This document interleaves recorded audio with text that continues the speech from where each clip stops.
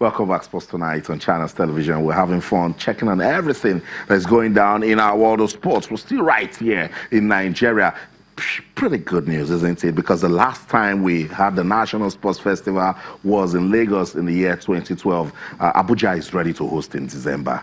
But the guys, this time I say this, they say hopefully it will happen because we've waited for so long. So the official logo for the National Sports Festival this year has been unveiled, and that's what the minister is doing. Joseph, it looks like it will happen because Abuja said, look, this has gone on for too long. Let's hope it happens. Austin, I don't, well, it's still within the region of hope. I really don't, I'm not moved by this. We've seen it before. Cross River did something similar. I was in the studio when the Minister of, the Commissioner for Information called from Cross River and said all manner of things about how organized they are and how they planned it, and at the end, what happened? It never held. You know, this one is even more, it looks very more chaotic because there are so many factors that we have. But we have the mascot. Yeah, the mascot now. It's beautiful. It's a media event. I mean, it's an opportunity.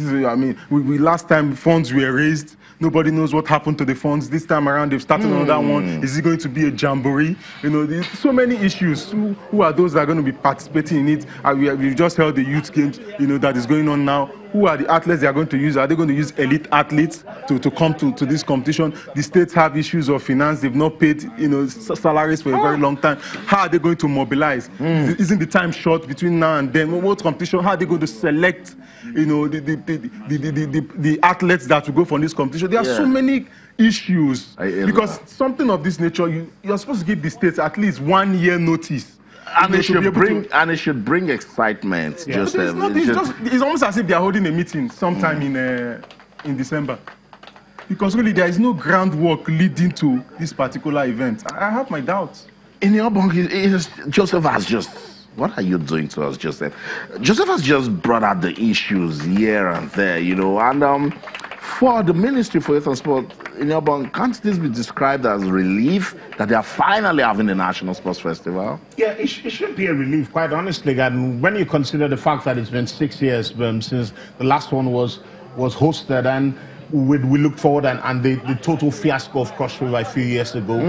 I mean, you should be excited. Normally you should be excited. But with the issues Joseph has brought up, you have to worry. You have to worry. Austin, the National Youth Games is also already going on. That's right. I mean, states are there already. How do you give states 3 months to prepare for a National Sports Festival? So the timing for me is quite very, very unfair on the states to participate because the proximity between the National Youth Games and the National Sports Festival doesn't make any sense. I'm sorry. And I think it's something that is a knee-jerk reaction. It's something that is quite rushed. I don't think it's carefully thought out.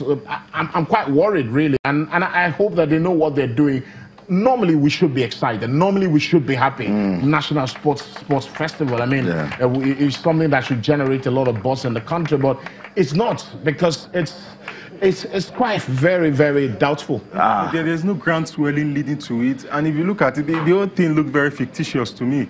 Because, I mean, it just looked like an hurried arrangement and let's just have something. But that's what the minister was saying, that what is in your bank and Joseph talking about. because they should be happy that finally we're having a National Sports Festival. On the flip side, but Austin, then again, that's where we've brought ourselves. Exactly. On the flip side, Austin, my worry for rushing things, my worry for hurried arrangements like this is the fact that we will not do things well. We always hear, we sit here and preach about global best practice, and we say things should be done properly, things should be done decently, things should be done in a way that is very professional.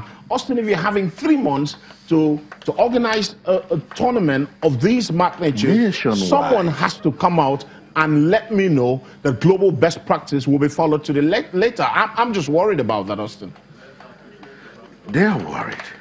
They have doubts. But the Ministry for Youth and Sports is excited. At least they've unveiled the logo for the 2018 National Sports Festival. Let's listen to the Minister for Youth and Sports. We'll be right back. I have directed the Permanent Secretary to engage, to write the Chairman of the National Economic Council so that we can address the Council where the 36 state governors are members to solicit their support and active participation, to also provide sufficient funds for the funding of the program. Because if you look at the support coming from the states to some of these national events, some states have not been doing well, and it will not be in the interest of sports development to have some states lagging behind. So the best place to approach is to approach the National Economic Council and appeal to our governors so that they can support.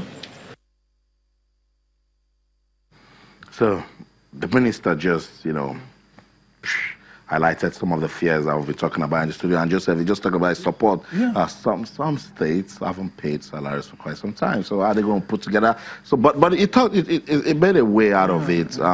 It's very shaky, and you cannot build much from that. And my concern really is, it's not just enough to have a knee-jerk sports festival. Let's just have it in December. What are the structure in place you are putting to ensure that we'll have it every 2 years or 3 years? Because we must be able to think beyond the now. What are we going? From now on? What will happen to subsequent sports festivals? Who are those that are going to bid?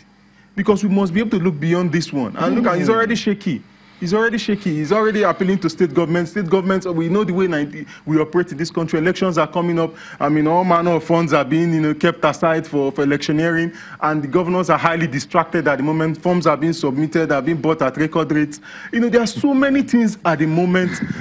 This would easily end up somewhere in the file. I mean, so it's looking like concern. I get you, and I'm just trying not to be worried. I'm trying to look at the positive side of all of these things in the Obong. But we know the issues are there. And until a problem is solved, it is still a problem. True. It is still a problem in the Obong. And I think it's about time we also look at the policies of the National Sports Festival. For instance, why take elite athletes to a competition that is supposed to be a platform to discover new ones? Baffling, Austin. Absolutely baffling. When you think about the fact that every country that has made a name in any sport take national events as an opportunity to put out players there, put out athletes there, put out any form of sports people there to gain experience. When you bring out the established stars, the superstars, if you like, and put them at the National Sports Festival, it's good, fine. You're putting them out there. It could motivate the image of the competition. You're boosting the morale of the younger players coming through. But of what sense would that make if at every tournament Odunayo is winning the tournament, Divine is winning it every year? It doesn't make any sense. It doesn't build the confidence of the younger person, because the truth of the matter is that if I'm an athlete and I'm going the same track with Blessing Okabare, somewhere in my head, I know Blessing is going to win this. Because she's a superstar. She's more exposed. She goes for international meets. I've not been there before. I don't have the exposure at that level. So it's almost the media will go after Blessing. They don't know the other guy. And, you understand. And these are elite athletes. Some of them are even the best in Africa. And we are looking at a situation where the National Sports Festival is supposed to be a platform from new generation of athletes to come into the stream. So by the time you begin to use them, you are cutting the essence of it. Foundational essence of it is being defeated. Before the competition is held itself. It is supposed to be a platform for those who have passed through the school sports, to have an opportunity at national level to showcase their talent, and the various associations will pick them up and begin to do what is necessary to make sure they are developed to be elite athletes. But if you're using elite athletes... Yeah, but it has also worked. We've discovered talents also from the sports festival. But I understand, so I said there's need to go back, look at the policy framework, and then say, there must be something we look forward to. When you compete here, you compete here. And that's why the U.S. collegiate system is working. They are making progress. They're always looking forward to this step, go to the next step, and all of that. So, but for now, that's not the problem of the Ministry of Youth and Sports. They just want the national festival to come and go. Yeah, so that will break that jinx. Since 2012, whatever has been holding the National Sports Festival by the throat, you're about to let go, because the logo and the mascot has been unveiled for the championship. So we're looking forward to it. Let's see how that one will go. Let's show some love to the women now and let you know that the third edition of the Lagos Women's Run will take place right here in Lagos on November the 10th. It's good in Melbourne when you see, look, women are special people. You see mothers, you see our sisters, or aunties come out, and then they're doing it for the love of the game. It's beautiful. I love this. It is beautiful. It's quite refreshing, quite honestly. And also, you just want to go stand on the road and just see our mothers just walk past and see the ladies, amazing African women, amazing Nigerian women go on the road. So it's just refreshing. It's something to just go and have good fun, and it's quite wonderful, and it's for their health too. You know, you got to go out and shade some calories and lose some stones from your body. So it's great. It's wonderful, and I'm looking forward to it because I know women. I just like the fun they bring with them, and it would be exciting. It gets emotional at times too. But they've also said that the men can support, so you guys could take your women there and then just give them some support. Just tell them well done and all of that. But get ready to also do the work of physio just in case something goes wrong. So we'll get ready for the third edition of the Lagos Women's Run, and then the organizers they've announced that the winner in the open category will go home with a cash prize of 500,000 naira. And that's a good one. And there's also a veteran category. Can we have the medics run along with that? So the veteran category, we go with 200,000 naira. What's this? It's not about the money, but it's just about the fun and excitement, and of course giving women a chance to come out, express their God-given talents that they can run, and also promote fitness. So we're looking forward to that. So we're not leaving at the women yet. We're showing so much love to the ladies tonight. Let's talk about the 2018 Women's Basketball World Cup. It's going to take place in Spain. Actually, it will dunk off on the 22nd of this month, the day Tigress. That's what they're called, Nigeria's women's basketball team. That's them right there. Under the watchful eyes of the new coach, Otis Ugly, and Joseph, I seem to like this team because bulk of the players that won the last Afro basket, they're still here. And there's just something about their team spirit. I love it. And look, they're saying that, look, they can actually make a statement in Spain. Yeah, I mean, I'm so delighted the way they've been playing and how hard they've been training. And the fact that they've been to the US, trained, for weeks, and now they're back in Nigeria. So they look fired up for the competition. It's not going to be easy. I mean, the last time out they went Brazil, 2006, and it wasn't easy. They lost all games. This time around, Argentina, Turkey, and Australia awaits them, and they are fired up. And the new coach as well has been, very, very supportive, ensuring that the ladies, get the necessary training. And they are quite exposed. If you look at them, they have foreign-based players there. Some have just been, one of them has just been signed by WNBA, team in Dallas. And so they're looking very prepped up for the competition. Yeah. And I would just hope they'll go there and make us proud. Win a game or two. Yeah. I don't expect them to win the competition. It won't be easy. I mean, when you have top teams coming, it won't be easy. The last time out, they didn't come out well. This time out, we are just hopeful that they'll have a better outing this time out. Adora Elonu is the captain of the team, and she spoke to our correspondent, Cecilia Omorogbe. She spoke, and Sarah Ogoke is also an important part of the team. They believe that they can just take it one step at a time and then tell us something in Spain. Let's listen to them.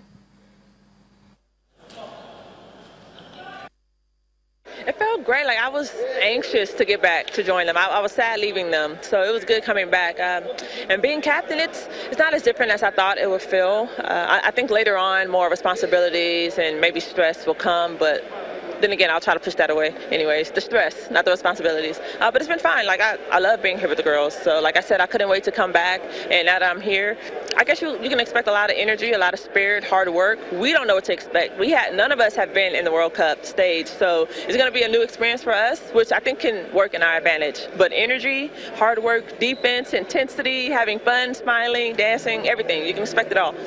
Definitely a work in progress. Every day we're really picky about not getting comfortable. Even though we're currently undefeated under Coach Otis Hughley, we still try to find ways to get better every single day. We're never satisfied. So even though we've been winning, we still, have been looking for the small details. Well, you can expect a W. You can expect a win. We're not going there on vacation. We're not going to Tenerife just because it's the Canary Islands. Just for a vacay. We're going there to by the grace of God, bring back a medal. And if we can bring back a gold, then we'll bring back a gold. And don't you even doubt her, because impossible is nothing with sports. So she's saying, look, we'll just go there and have some fun, and you never know what's going to happen. Sports Tonight on Channel still will rooting for the D Tigress of Nigeria when the Women's Basketball World Cup dunks off in Spain. Let's go on this break. When we come back, more love for the ladies. So don't go anywhere. Stay.